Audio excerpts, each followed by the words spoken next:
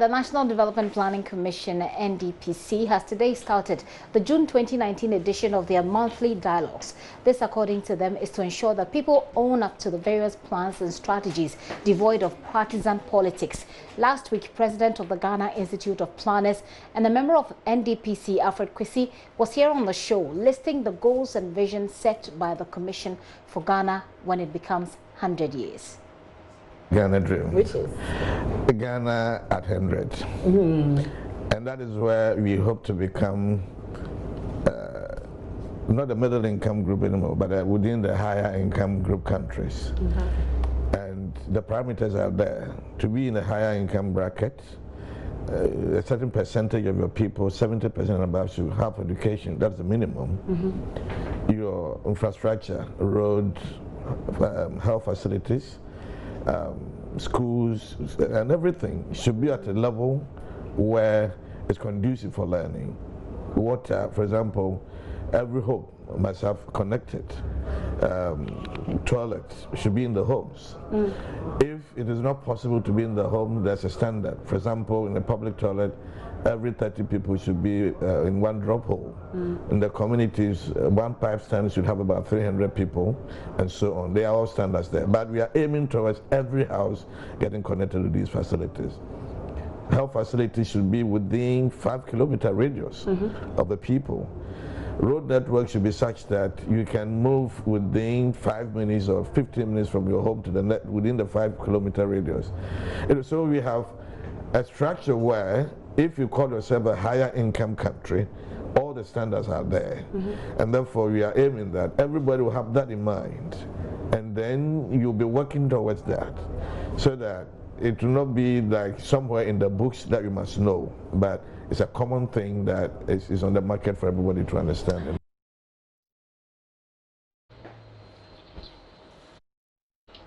So that's the National NDPC there, the National Development Planning Commission there. Well, 14 sessions have been planned from May 2019 to June 2020.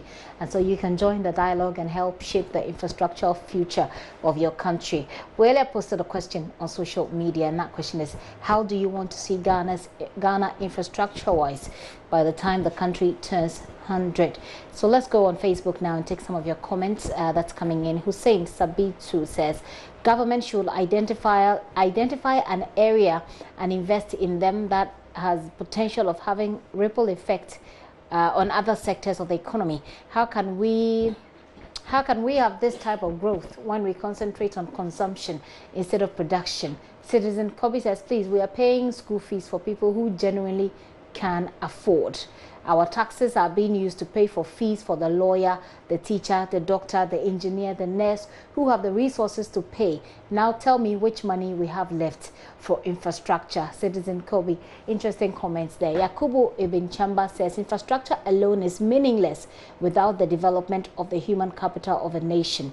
It is great that a nation be laden with beautiful, magnificent, glittering, glant buildings and roads, but that is nothing without corresponding reflection in the lives of the citizenry. At 100, I would want to see a perfect positive correlation between infrastructural expansion and the economic livelihood. Very, very interesting point. Abdul Razak says, if only wishes were horses. Well, you seem quite apathetic. You can't really be bothered much. Kwabna Tum says, why wait till now? 60-something years, it's 62 years, I should say.